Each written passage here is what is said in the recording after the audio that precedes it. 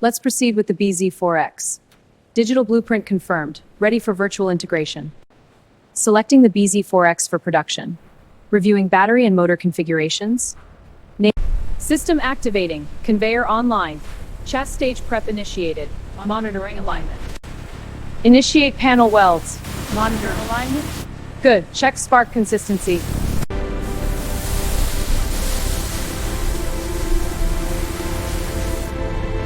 Initiating software upload to the main computer module. Connection confirmed. Systems are activating. Infotainment is live.